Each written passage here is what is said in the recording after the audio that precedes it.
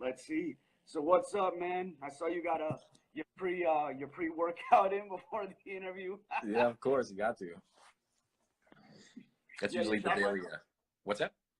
Yeah, you shop right now? Yes, correct. Yep. Pony, you're the man. Ink by BDR. Hey, thanks. What's up, Todd? How you doing? This is one of our first times doing it in the afternoon. Usually it's at night, so I'm curious to see the different people that come in and out of this.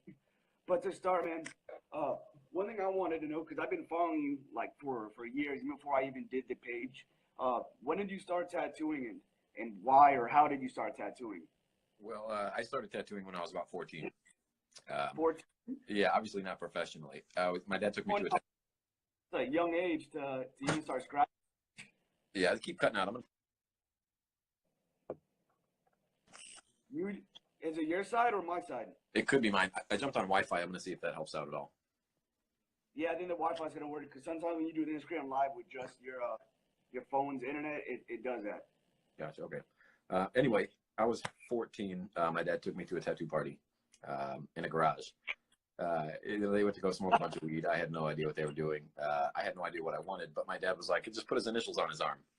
So that's where I got that bad boy. It's been lasered a couple times since then. Yeah, when I was 14. So like, obviously I was very impressionable. Walking around school with my sleeve up so everybody could see it, and nobody else had tattoos in freshman year. And then a buddy of mine offered to sell me a tattoo machine for $20. So I got $20 and bought his homemade tattoo machine from him. And then I started fucking my friends up in the garage, scarring them up. I think the first one I ever did was the words bling bling on this guy's arm. And I remember it just bleeding so much. It's one of those machines you just plug right into a wall and it started going. Yeah, that was funny. But so then I just saved up my money and eventually bought up a tattoo kit online, like $200, $300 one. And started fucking more of my friends, and then finally eventually got into a shop when I was like late 17, 18 years old. Yeah, it's been an adventure. Were you already doing like art in that time frame, or like that was like literally when you got introduced to art, like in general? No, so I've been dealing with art for as long as I can remember. Like me and my cousin would see those, I don't know what you call those ads on TV where they'll send you a brochure of like a house and a bear and you would redraw them, So we would you know what I'm talking about? Yeah, we'd get a bunch of those. It was like, free, like not coloring books. It was like free drawing material. So we'd mail off and get a ton of those things and draw on those. And, we would make like comic books as kids and stuff like that. So it's always been around for as long as I can remember. Watching Bob Ross using my colored pencils, trying to mimic the painting, I mean, I used to order that. I mean, I'm only 26, but when I used to see those things on TV and like the professional drawing it, I'm like, it was interesting, but I'm like, I wouldn't order it. But yeah, they were fun. Is that how? So I'm guessing those drawings were more like realism, like portrait-wise. Is that why you got into the style that you do because of that, like for the realism portrait, or you just like spawned into that? It could be. I mean, it could be part of it. Like I said, the other half of it was I used to watch Bob Ross a lot, on PBS, and he was always doing realistic. So maybe the combination of that realistic plus that, like it was always just kind of, what was in front of me. So I think maybe that's what I was influenced from.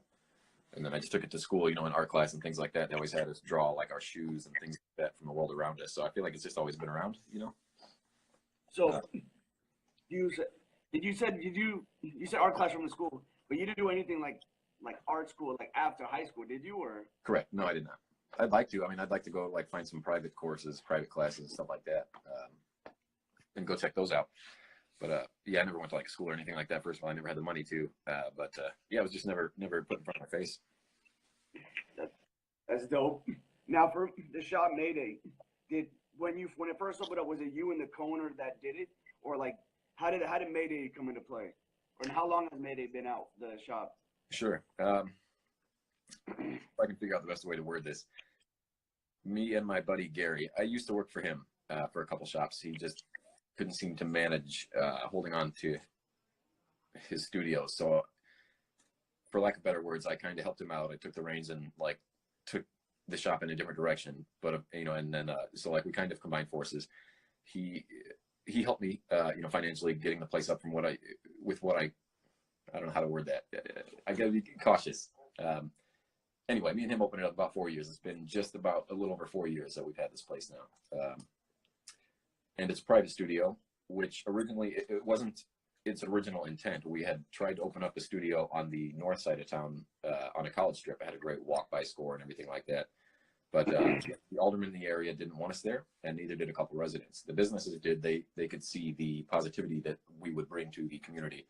But the alderman didn't want us there. There was an email that started up called like stophalsteadtattoo@gmail.com. Like the community really didn't want us. And then I started to fight back. I was like, I'm going to make this happen. Nobody could tell me no. When I finally came upon the realization of like, if they don't want us there, why am I trying to fight to be around these people? So me and Gary ended up working privately in a tiny little room, for a while until we got something structured in a brick and mortar. So in doing that, like I couldn't take on most of the clients that I wanted to. I had to be very selective, like texting my friends and things like that, because I didn't want them to see, like how I was tattooing and, doing what I do.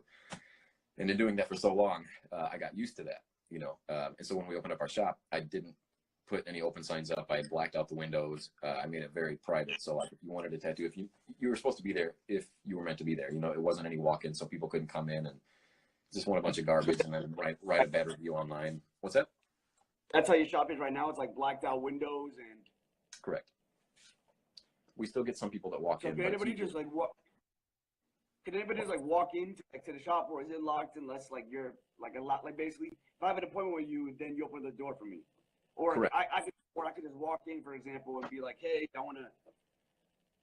Well, now there's a lock and buzzer on the door, so you could knock on the door or ring the doorbell, and we'd let you in. It's like we're not going to not let you in, but no. Yeah. Now, so in the studio, so like it's not like an open shop where like you walk into it, like you open the door, it's like hey, because there's down here in South. For the most part, correct. Not private studios. There's more of like just the open general shop. Right. Yeah. So there's 5 of us here, and we all just do one appointment a day. So it's very casual. They come and go as they please. I come and go as I please. Just when our work's done, we can stay and hang out after or beforehand if we want. But yeah, that way it's just like less. We don't even have a working phone at the studio. Like the phone doesn't ring just because usually people call and they ask like how much for a name on my neck or how much for this, how much for piercing, blah blah blah. So we got rid of that. And it works great because nobody wanted to answer the phone and answer those silly questions anyway. I mean, I think it's a great business model. It's been working right. I mean, the good thing about you guys is you guys are already all established, so you don't need it. I mean, the private studio works is you guys already have all the clientele. You don't need like any outside sources calling in. I mean, it's actually a business, but really at the end of the day, you guys are probably all pretty much booked. Yeah, we are now. No, it wasn't that way when I first started. I was still taking like my friends and close friends, stuff like that when the studio first started opening. So it just had to slowly grow. And lucky enough, I got linked up with Inked Magazine. I did something for them, and then that kind of like helped everything grow and branch out and allow me to do more things. So it's, it wasn't really private until I started the shop. That's dope. I mean, I've been, a lot of my friends been in Chicago. I've never been in Chicago. Real quick before I go into my other questions. Funny thing, Doom Kid actually said, everyone else at his shop has been on Ink Master. Why haven't you made Dave Navarro ride the pony train? Man, I don't know about that. I hear mixed stories about Ink Master. Ink Master it just sounds crazy, like a mind fuck, I don't know if I want to put myself in that situation. That's what I've from friends with a lot of people on the show. That's what I've heard. That it really, you gotta have that. Either you gotta have that mental fortitude to not let it get to you, or you gotta be someone that just like literally chills and just realize that a lot of people are trying to get under your skin. I mean, I was thinking that as well because you had Gary. I forgot the other girl's name that's in the shop Carol? that was on it. Carolyn? And yeah, that she actually went like really quick because she's a really talented artist, and the show didn't even get to see like what she could produce. Right. Yeah. I mean, I see it happen with a lot of good artists too. Like the guys from Black Anchor were on there and they went home first too. It's like you see it all the time, man. Like I went to New York for my birthday a year ago, and I went to, well, I'm not gonna forget the shop's name. I went to No Idols. The shop over there. Oh my gosh. Oh, Matt. So when I saw Matt, I was talking about the show, and then literally the next episode he got kicked off, and I was so shocked because he was probably the best artist for that season. So, yeah, who was that? What? What was his name? Matt what? I'm trying to think of his last name. Let me go on my other phone real quick.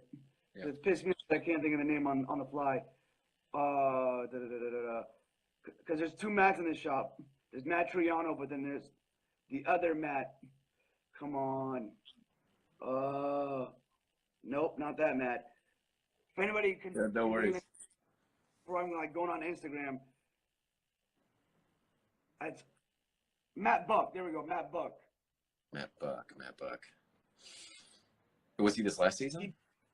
He does like a lot of the like Renaissance style drawings. Oh, right. He had a goatee and a pigtail, right? Or Yeah. Ponytail. Yeah, he was great. He was killing it. When I was talking to him, he couldn't say anything when I was there. But then literally the next week when I got back home, he got kicked off that episode, and I was shocked. Same when Black Anchor got kicked off. I was like, one of the best shops in the United States got kicked off. Yeah, they put you in they don't want to put you in a good light. They want to put you in a light where, you can fuck up. And that's really their goal, is to get views. So it's just like, I know people do it for their reasons, but like, why would anyone put themselves in a spotlight to be fucked with, With Black Anchor, they do a lot of big pieces, and they take their time to do the detail. So when the shop gives you literally 6-8 hours to knock out those pieces, I think that's where they got fucked up in. Sure, they really absolutely. Take time and to do that. I think that's why a lot of good artists, they're so used to that shop freestyle where you can do like multiple sessions on these big pieces. When you have to knock out like a 6 to 8 hour piece and get all that detail in, it's really not as possible. Right, you're slacking on a lot of stuff, and at the end of the day, when Ink Master is long gone, like, those people still have those tattoos. So granted, if it was free or not, that's what lives on. So unfortunately, you're getting like a half-ass tattoo, let's say, for TV, which is kind of going against the craft in general. It rubs Have it they wrong. reached before, I'm assuming? What's that? Have they reached out to you before, like anybody from the show?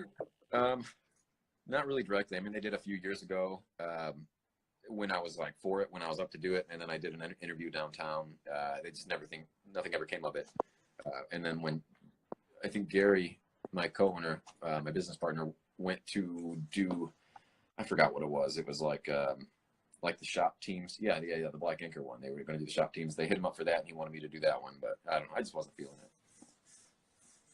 I mean, everybody has their own preferences for not going on. I mean, at the end of the day, a lot of good light was shined onto the shop. And have you seen like a difference in, just being curious, have you seen like a difference in people knowing about the shop because of the show, or do you think it didn't really affect like I guess the shop's business?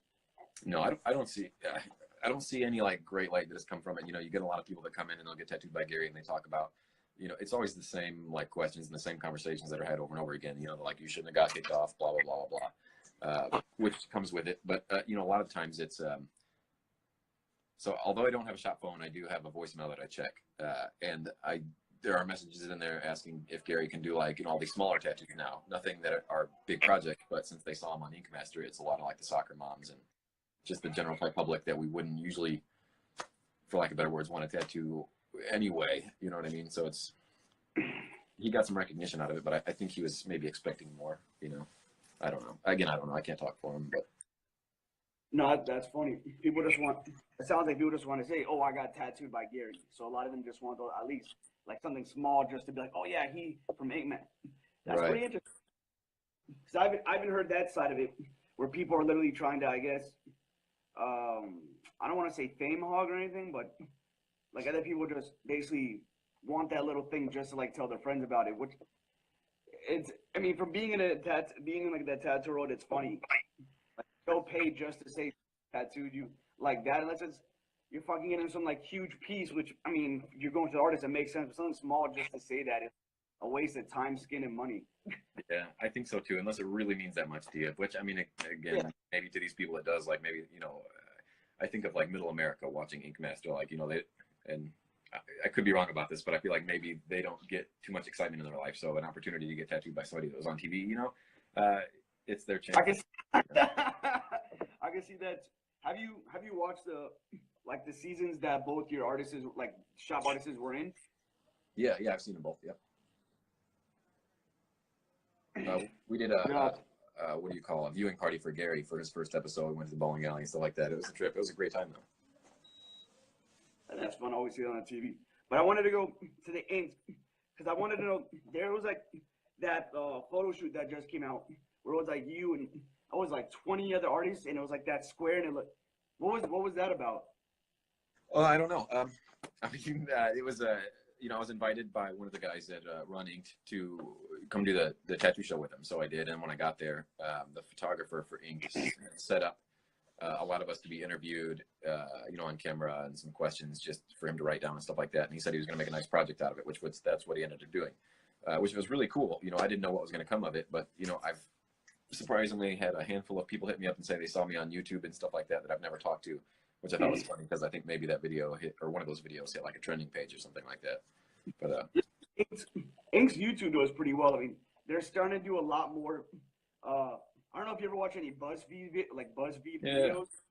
They're starting to realize, like with those type of, because BuzzFeed has done tattoo videos like that, and it's really gotten. I mean, BuzzFeed gets a lot of views, but in general, it's gotten a lot of love. And I see that Ink has started to do that, so I think that's why they're starting to get like more trending and everything. Like I saw them, they were doing like tattoo artists talking about like face tattoos and whatnot, just like I guess to be relevant now. Or right, so I'm relevant on that now. video as well. If you know what I mean, that was the same internet segment. They just broke it up and put out a new one each week, I think. But yeah, I mean it's working. I mean it's obviously working. Like they know what they're doing. Somebody asked, Estrella 691, are you still doing conventions? Yeah, I'm actually going. I'll be in Colorado this next weekend. Yeah, I'm still doing them. I'm doing a lot of comic conventions. I like those a lot. They're a lot more fun, in my opinion. You're surrounded by toys and nerds as opposed to egos and alcohol. So, yeah, just my opinion. So you said Colorado, right? Correct. Yep. Do you have any just for anybody at the end of the stage? Do you have any planned conventions coming up besides that, or do you really like pick and choose what conventions you go to?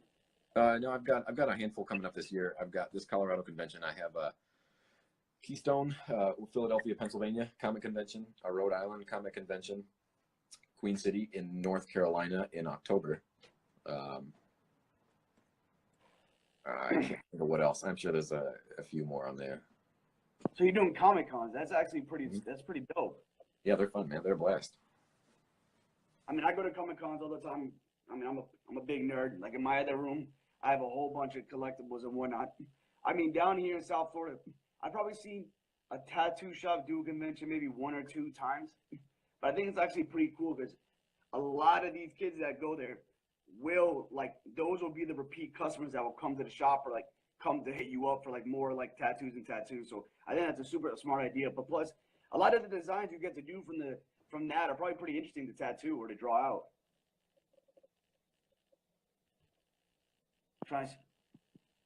The 9 Mag guy. How are you doing? I'm just looking through all. Say that again? I don't know. I was reading these too.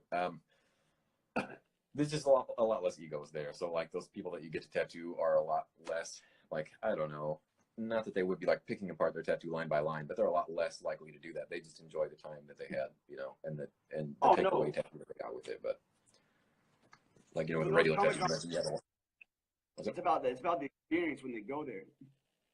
Right. And that's what I think that a lot of tattoo conventions are taking away from tattooing are, everybody's in a hurry to get finished with this tattoo so they can put it in the contest. You know what I mean? It's all about the contest.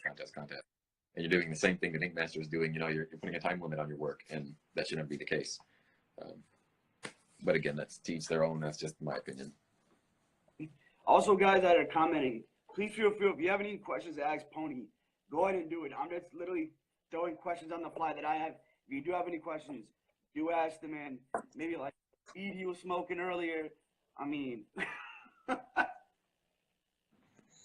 is it? A background? Yeah. What sucks is, like, I have a Twitch, but whenever I do smoke, it makes me too slump. Like, it makes my body relax, but then I can't do work. Really? Yeah, I'm just the opposite.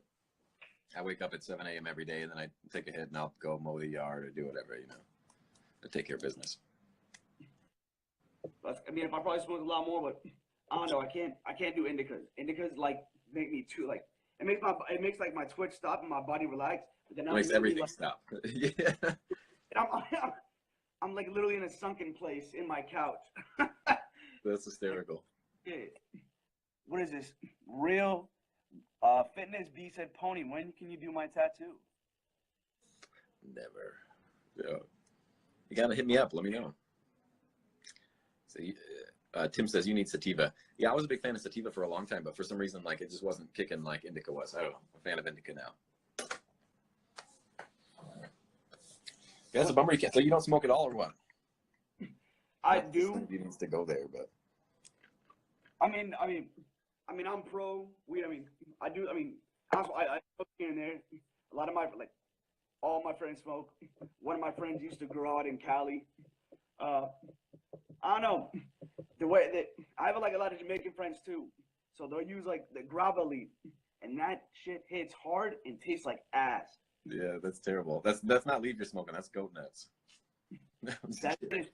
And they love the fucking grava leaf. Like one of my friends will pull like a long ass shit of grava leaf and then like rip it off and I mean it does burn slow, but it tastes like ah.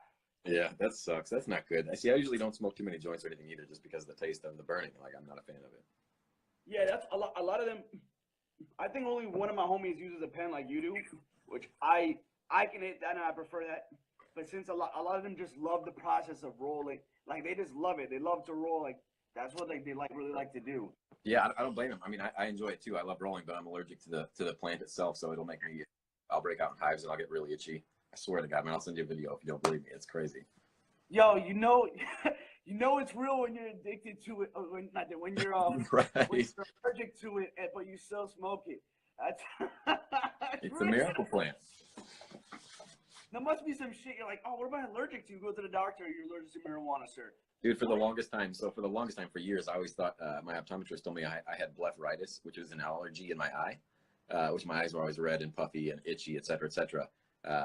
And I would put my contacts in the morning and I'd take them out at the end of the night, but I would always be rolling joints, smoking bowls, whatever, and I would always have red eyes. People would think I'm wearing red eyeliner for years, and then until I found out one day I was packing up a bowl on my chest, and all of a sudden I just like broke out in massive hives, and I made the link that I was touching my eye, after rolling weed, and then I put the contact in my eye, and so I haven't had a problem ever since.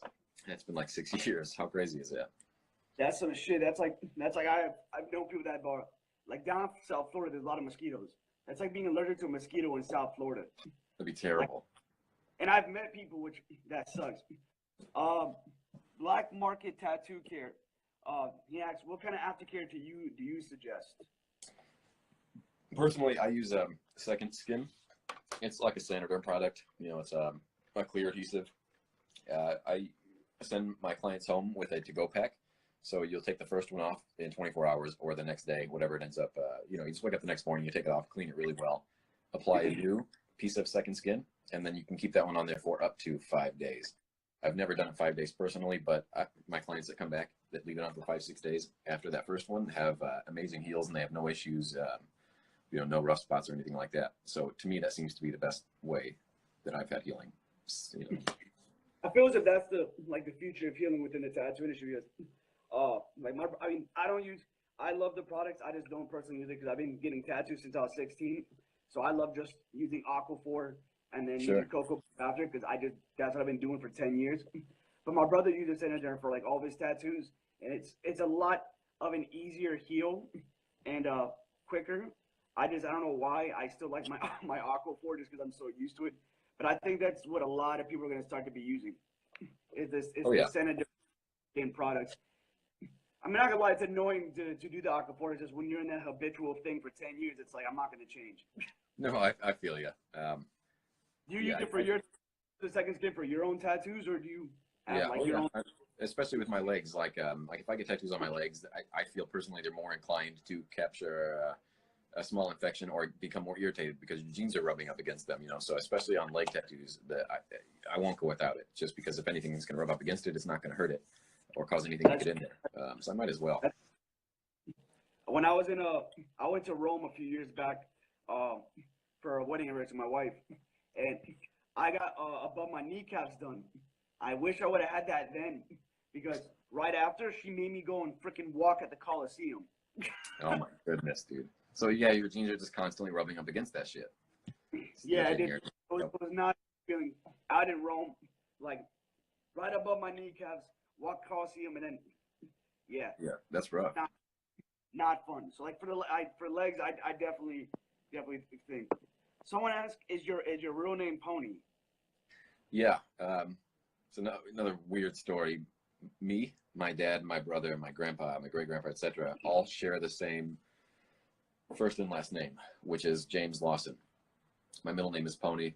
My brother's middle name is Keith. My dad's name is Walter, and it just goes and goes. So we all use our middle names. My dad goes by Walter, my brother goes by Keith, I go by Pony.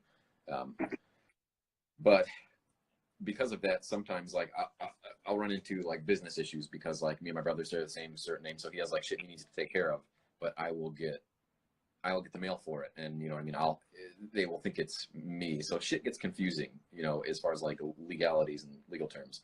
So I might just end up switching my first and middle name and just make life easier. But yeah, it's my real name. It's not like a nickname or anything like that. Because I never met anybody named Pony, and it sticks out. Like my name is Sean, super basic. When I was growing up, I at least had one or two Seans in all my classes. You're never gonna run around and meet another Pony unless you go to like or something. So I mean, when I was growing up, I had a ponytail, and my name was Pony. So I mean, I don't know if I was better off, but I like it now. In school, it was rough, but you deal with it. I mean, the names now, I feel as if the generation coming up, everything's gonna be different names. Well, 100%. Everything is different now. Yeah, you never heard of too much of that, when we were growing up and kids. Like, if you heard of a strange name, it was just really unusual. So, I'm just going through, so I don't ignore me. Tippy Sweet said, "What is your favorite tattoo that you have on yourself?" I have. Shit, I have no idea. I got a RoboCop from Nico on my thigh. That's a pretty great one. I've got a couple really good ones from some friends that are really nice and clean. Hey man, I don't know. I don't have too many good ones, to be honest. I just got this Rad Simpsons one though. Check this thing out. This is cool. Oh, that's lead. Who did that? God damn it! Of course I wouldn't forget his name. I can't believe I work with a dude at the comic shows. I can't believe I fucking forgot his name. He's gonna hate me. It's easy to. I blanked out earlier. It's easy to blank out right when like you have to think of it on the spot. Yeah, I can't think of it right now. I know he's gonna hate me for that shit, but whatever. We'll make it up and throw it on the stories later. So yeah, that'll work. That'll do. All right, kind of not a twist, but what is your favorite tattoo that I don't say all the time because you've done a lot of tattoos, but what's your favorite tattoo that you've done recently that like you really enjoy doing? I don't know. Okay, so let's see. The Audrey Hepburn one was a nice change of pace. I got to do something that I normally don't do and add some other elements instead of just doing something photorealistic. There's a piece recently that was made by Moon Patrol. The guy's name is Moon Patrol. That made the artwork, and I tattooed that. It was the guy's head that was, split, rays coming out of his eyes. That thing was really rad, but it took like 11 hours in one day, so it took a long time, but it was great. And I do like the tattoo. That's one of the tattoos that I used to promote you. That thing is dope. Yeah. Thank you, sir. I mean, it's great artwork, is what it is. It all comes from that. But great execution. Well, thank you. And then maybe it was the other photo you used as well, the Conor McGregor. I like that one a lot. That was fun. That was also another long day, like another 11 hour. Whenever I use, even like when you did the takeover, like I'm not the biggest UFC fan. That image was so dope. Like it was so striking just from the imagery to his facial expression, because Conor McGregor is a very big expression. And then like the scene behind him was blurred. I don't know. That to me was like that depicted scene was super dope in the way you did it. Thank you. I mean, again, like, it's great imagery. Great imagery makes for a good tattoo, but yeah, thank you. So when you first started to now, where do you think, like, I guess that point was when you're like, oh shit, like I'm actually getting good at this? Because you started when you were 14 and you got into a shop, you said when you were 18. So what was that point you really saw that progression in your tattooing? I'm not too sure. Maybe I feel like if I had to put a timeline on anything, it would be maybe 5 years ago. I did a Walter White tattoo, and I feel like that was like one of my first tattoos that kind of made its rounds around the internet or was like published in a magazine. I still don't think I'm a great tattooer. I think I can do a decent tattoo, but I feel like the rest of us we're our own worst critics. So I really don't think I'm that great. I think I'm okay, and I think I can pull off okay tattoos. But I think that was probably the one that started everything. And then I could, with that tattoo, I was a lot more free to do things that I liked as opposed to just working for other people, you know? I mean, yeah, that's a big thing. I agree. A lot of us are our own critics. Even like if you hear your own voice on, you always think it sounds weird or looks weird. But I like that humble attitude, because once you think, I don't say once you think you're great, but once you think you've made it, there's really no progression after that. So if you keep saying, I can do better, you're never gonna quit like being a good artist. Absolutely right. You should, which includes being surrounded by people that are, on a similar level or that can help you grow if they're not, and which I am. I'm blessed to be around like so many people that push me on a daily basis. And which is why another reason why I like to share my knowledge is because like when these other people that I share my knowledge with use it, that just pushes me to be better in return, So what's a different? Because I mean, you do a lot of like the realism, even with color of black and gray. But what's a style that you don't get to tattoo as much that you really do enjoy tattooing? I enjoy tattooing traditional tattoos, believe it or not. Although I don't have a lot of. What's that? Cool. Why traditional? If you can like elaborate on that. Because I think they are the hardest tattoos out there. What? I think they are the hardest tattoos to pull off, technically, because you see, you know what I mean? Like when you look at a line, you know that it's a one-pass line. You know if it was stopped. You know if it was janky. Like there's so much you can see in a traditional tattoo that you can't see in a realistic tattoo or something that is more delicate. You see every little error, and that's why I like those. To me, those are a lot more challenging to pull off correctly. I mean, I have a lot of respect for traditional. I have one traditional piece on me, but that's one thing too. The simple it is, the simpler it is, the harder it is, because you can't 100%. hide. Right, which is why a lot of those I don't tattoo too many small tattoos anymore for that reason, because usually if you tattoo a small tattoo on somebody, they are the ones that are coming back and they have complaints with like a little line or something like that, and they are usually the biggest headaches, just because you can see more flaws. What's that? With those little tattoos, you can still do a clean line, but when it heals, depending how it heals, what you use, the ink can be pulled, it can heal differently. So I definitely understand that. Because I've seen like a lot of these like micro tattoos are becoming like a lot more popular now, and I like how they come out. I'm always curious, how do they heal? Right. Yeah, and I think time's going to tell. I think just like anything, they're trendy, but then once it becomes common knowledge that they don't heal so well, or more people make like articles with like how does this tattoo heal up and things like that. I think the more the public sees it, maybe we can steer away from those, or at least do them correctly, instead of doing it just for the photo. Yeah, it's a lot of things. A lot of are for the photo, which sucks. But I mean, what sucks is because they do come out like executed awesome. At the end of the day, a lot of these people don't know.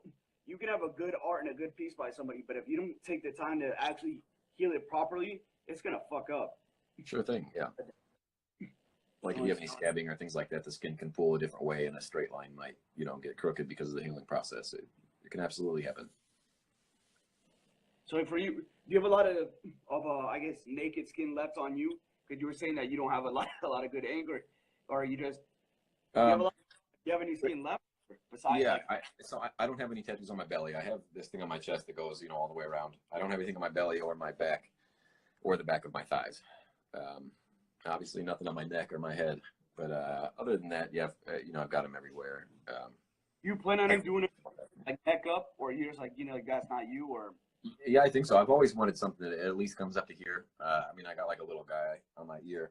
I don't know. I'm always growing more and more into the idea, or I'm more open to it the more time goes on. I never ever wanted a face tattoo, but as more time goes on, I feel like it's opening up more and more acceptable. I mean, face tattoo. A lot of times, to me, wherever you want to get tattooed, that's up to it's your body.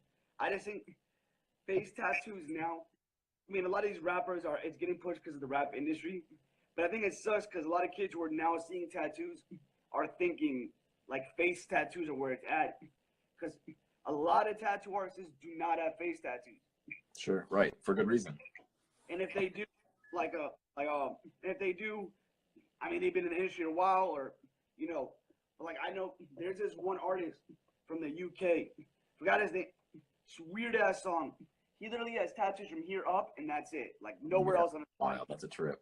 See, I think before he got into that, there's no way on earth he could be aware of what he was getting himself into. You know, he could say he's prepared for it all, but you know, as much as he wants until he's blue in the face. But until you have that, until you deal with these people in the public, and you know, and now that's the shoes that you're wearing. You know, he's probably receiving a lot of you know, negative feedback about it. And again, that shouldn't matter. But you know, it's definitely can change your life for sure, especially if he's got no other visible tattoos. That's an extreme, you know. It's from one end to the other. I mean, like face tattoos are probably what to me. It's the most extreme. It's your face. I mean, I don't know. I mean, I see a lot of dope face tattoos. I'm saying it's your body. Who cares? But if you're gonna get a face tattoo, I would say definitely think about what you're getting, because that shit is never away. Right, you have to be prepared for it. You have to be prepared for, you know, people to interact with you in society, you know, and that's just a fact. Like I said, it can be your style or your thing, but you know, you're still living in society, and you have to understand that people are going to react to you in a certain way. For artists, I mean, I don't know. I mean, I'm a big in hip hop. For somebody who's getting face tattoos, I like Post. I don't know if you've seen Post Malone got like finger waves coming off the side. Yeah.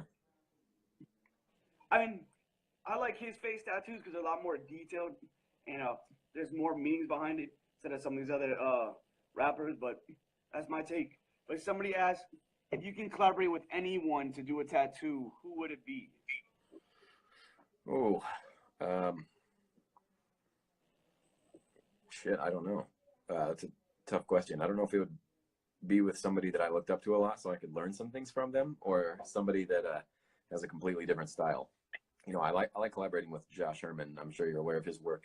You know, he does a lot of cool work, and our stuff works well together. We have plans for a couple more. Actually, this coming weekend, we're supposed to do a half black and white Walt Disney that I'll be doing, and then he's going to do a colored Mickey Mouse, which that should be really cool when that comes out. But so those are really fun. You know, I like doing those.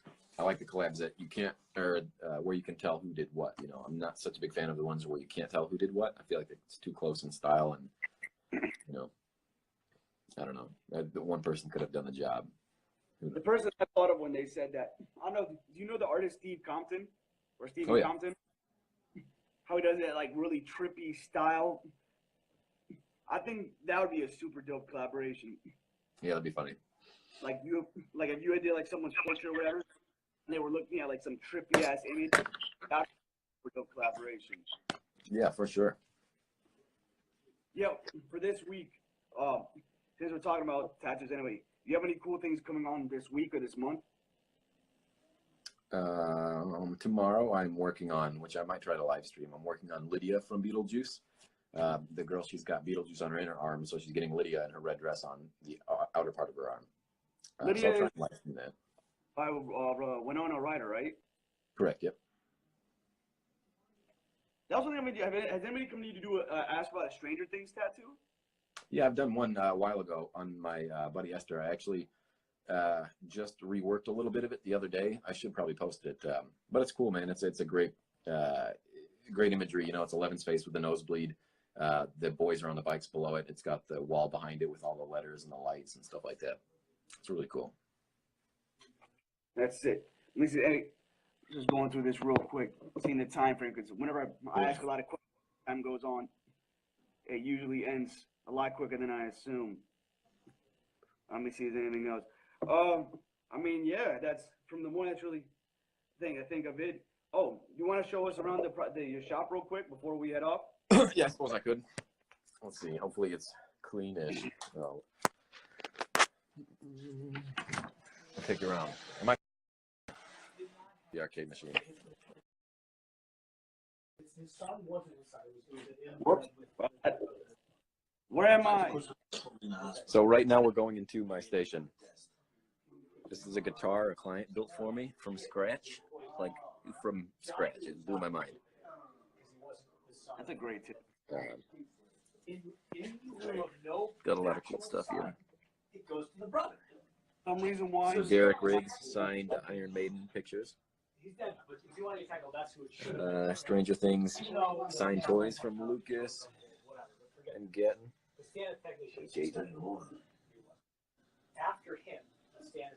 My own pop. Let's get rid of him. Oh, Dog. Isn't that hilarious? that's awesome. And Nuka-Cola. Yeah, I mean, I'm like an 80s baby. I got lots of 80s stuff. Mr. Doodle, I don't know if you follow him on Instagram. He's great. The Nasty Boys. What are you gonna not know?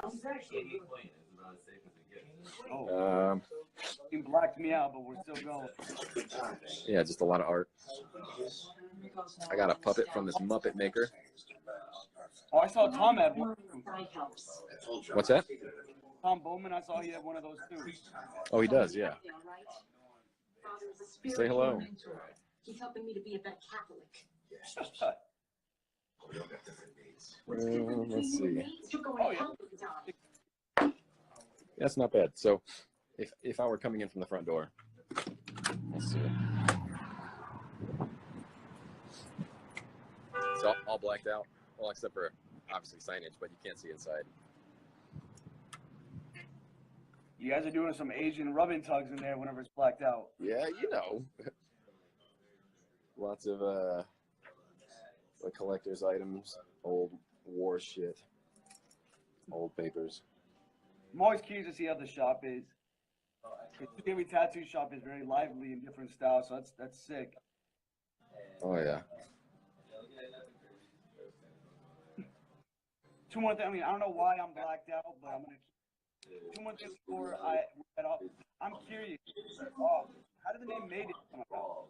Or how'd you guys? That was I'm gonna try to hear you. So the name Mayday came from me and my buddy were kind of just like having like word vomit, you know, just like trying to think of cool names for a studio. And we just, you know, said the word Mayday, and we're like, oh man, that's it. Like throw an exclamation point at the end of it, and it'll be good to go. And I like it a lot. You know, it's eye-catching if you see it on a wall or an advertisement. You know, the exclamation point always catches your eye, I think. That's actually super smart. All right, last things you would like liquor. Right. I looked at my AirPods, like I was just touching them, and I opened it up, and it blacked out. I don't know what connection it did, but whatever. Any last things you want to share? Because I'm gonna post the interview, so whoever is working or hopping in and out, or just so people will see it later. Any last things you want to share? Hell, I don't know. Check on my page and give me a follow. On a last share note. What's that? I always just ask people to leave on a last share note. Yeah, I don't know. Hopefully we can do this again soon. I don't want to leave you on anything. Hopefully I can be back and we'll talk some more. Yo, man, I appreciate your time. Hope you have a good weekend. Again, thank you so much. Likewise, I appreciate it. I'm throwing up a peace sign, but it's not showing it. I got it, buddy. Yeah, man, see ya.